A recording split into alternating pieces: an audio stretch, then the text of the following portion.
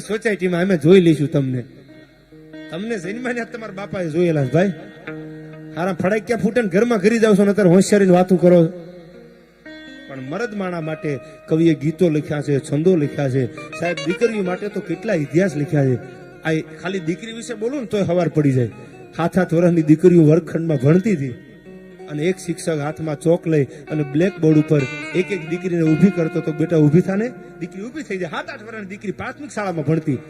બેટા આ લખને, મેં દુર્ગા બનુગી, મેં ચંડી બનુગી. દીકરી ઊભી થાય, આવે હાથમાં ચોક લે અને લખે મેં દુર્ગા બનુગી, મેં ચંડી બનુગી.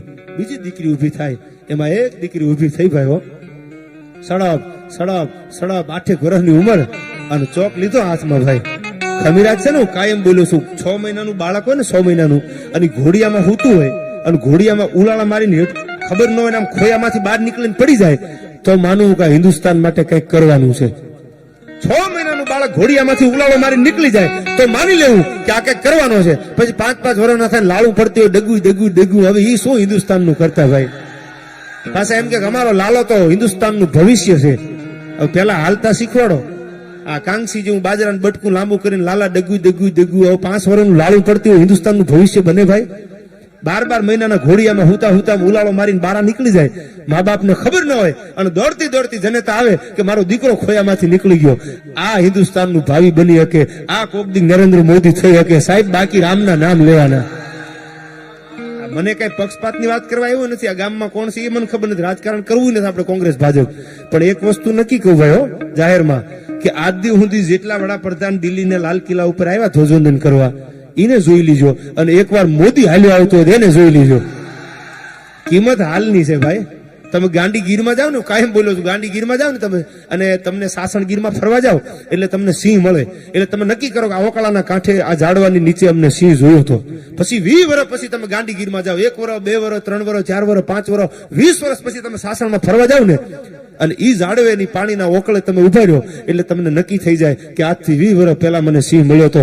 જેની મુલાકાત ન ભૂલાય ઈ સિંહની જાત ભલામણા. એકવાર આંખ મળી જાય અને કોઈ દી મુલાકાત ન ભૂલાય ઈ સિંહની જાત છે. પછી કોકે ભૂલમાં દાંત કાઢ્યા હોય એકચ્યુઅલી 5-5 કિલોમીટર સુધી પેલા કાપ્યા હોય. ન બોલો તો કાઈ નહીં, હસો તો ખરા. એને બકાલા વાળા સામે દાંત કાઢ્યા છે ભાઈ, તમારા સામે કાઢ્યા જ નથી. તમે ખોટી ગલત ફહેમીમાં જીવો છો. આને મારે હરસુરભા કહેતા હતા, મારો વિષય તો સાહિત્યનો છે પણ હરસુરભા કહેતા કે બગીચો હારો રાખો કોયલું રેઢી આવશે ભાઈ. તમે ગોબરા ફર્યા હોય કે એકચ્યુઅલી મેળ નથી પડતો. તતનથી ત્યાં નાયા નથી, ક્યાં જ મેળ પડે ભાઈ? આમાં સ્મેલ આવવાની વાત તો એક બાજુ આપણી આપણને આવતી હોય ભાઈ. આ એક જણો બલ ચડાવતો હતો. આમ બલ આવે ને આ દિવાલે, હવે તો પીઓપી ને બધું થઈ ગયું. બલ ચડાવતો એમાં ઉલ્લીને હેઠો પડ્યો એટલે 108 વાળાને ફોન કર્યો કે ફટાફટ આવો, અમારા ભાઈને શોટ લાગ્યો. એટલે એમ્બ્યુલન્સ આવી ગઈ. 108 ની તો વ્યવસ્થા છે જ. એ ભાઈને નાખ્યા, એમાં બાટલા ચાલુ કર્યા, એમ્બ્યુલન્સનો ગોળો ચાલુ કર્યો ઉપર ને એ બગડાટો બોલતો નજીકના સિટી સામે હાલતી થઈ એમ્બ્યુલન્સ. અડધે પૂગ્યા ને તા ઓલો ભાનમાં આવ્યો ને એટલે એને કીધું કે ભાઈ મને ક્યાં લઈ જાવ છો? બાટલા ચડાવ્યા છે. આમ એ કે ભાઈ તને ખબર નથી, તું હુઈ જા, તને શોટ આવ્યો તો, બાટલા ચડાવેલા છે, આપણે દવાખાને જાય છે. એ કે મને શોટ નથી આવ્યો, મારી બગલ હુંગાઈ ગઈ હતી ભાઈ, હું નાયો નથી અઠવાડિયાથી.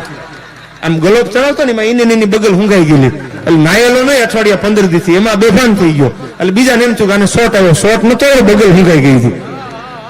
એટલે પણ સાહેબ બગીચો સારો રાખો અને તમારો ભરોસો અંદરથી પ્રેમ છે ને એ સાચો રાખો સાહેબ. દગો કોઈ દી કોઈ હારે કરતા નહીં. શું કામ? દગો કરવા વાળા દુનિયામાં કોઈ દી જીતા નથી સાહેબ. સાચા દિલથી કોઈને પ્રેમ કરો ને તો સાચા દિલથી કરજો અને સાચી લાગણી દેખાડજો. પછી ખોટા આ અટાણે ઇન્સ્ટાગ્રામ નીકળ્યું છે ને એને તો ભૂકા કાઢી નાખ્યા ભાઈ. મોબાઈલ તો એવા નીકળ્યા, ગમે એવો તમે કલરના કાળા હોય તો તમને એકદમ વ્હાઇટનેસ કરીને દેખાડી દે. એટલે ઇન્સ્ટાગ્રામમાં સીધો સોદો થઈ જાય એકચ્યુઅલી.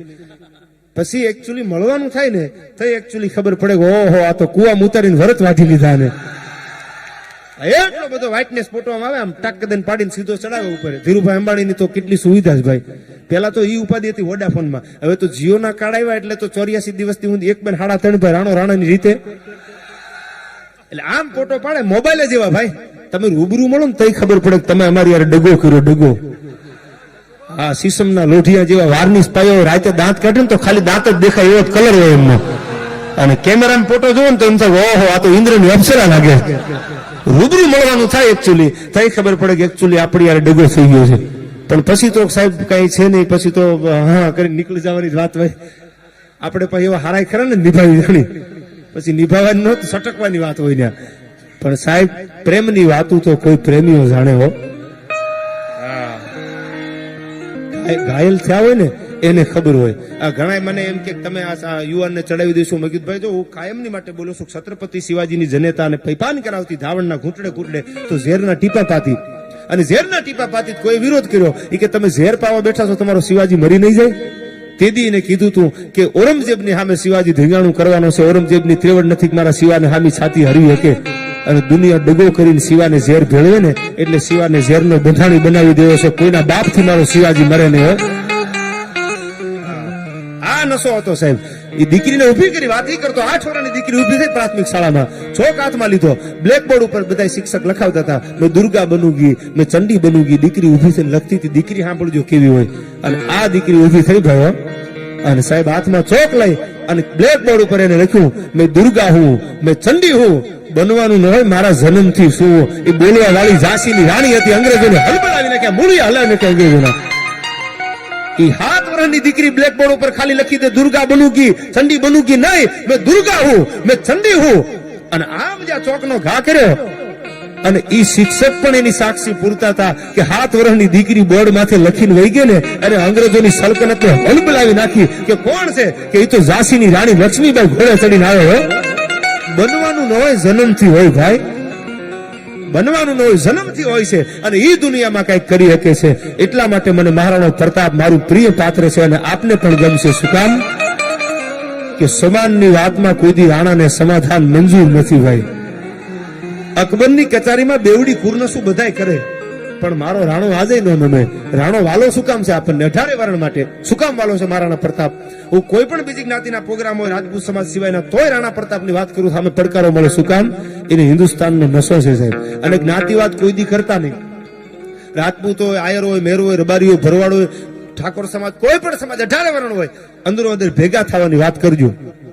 શું કામ કે હવે ભેગું થવાની જરૂર છે. જો આપણે ભેગા નહીં થાય ને અલગ અલગ આમ વાડા પાડીને જીવશું ને સાહેબ, તો પાકિસ્તાનની દાઢીઓ આટા મારતી છે, અફઘાનની તઈ તમને મને ખબર પડશે સાહેબ. આપણા મંદિર સામે જેથી મોલા પુકારશે ને તઈ ખબર પડે કે અફઘાન વાળા આવી ગયા એમ. હિન્દુસ્તાનની રક્ષણ આપણે બધા એને ભેળું થઈને કરવાનું છે. એકથી મારા એકથી નથી થવાનું, તમારા એકથી નહીં થાય. બધા જયારે આપણા ભેળા થઈ જાય, એક એક જ્ઞાતિનો એક એક યુવાન ભેળો થઈ જાય અને એ ભાઈચારાની ભાવનાથી જીવે, અંદરો અંદર બાંધે નહીં, તો માનજો હિન્દુસ્તાનનું રૂવાડું કોઈના બાપથી આજ નહીં વર્ષો પછી ખાંડું નહીં થાય, નક્કી રાખી લેજો. અને આવી વાતો સાંભળે છે ને ત્યાં સુધી હજી હું જાહેરમાં કહું છું, કોઈના બાપની તેવડ છે નહીં, હાથ પેટી સુધી હજી નથી ભાઈ. આ નક્કી રાખવાનું. શું કામ?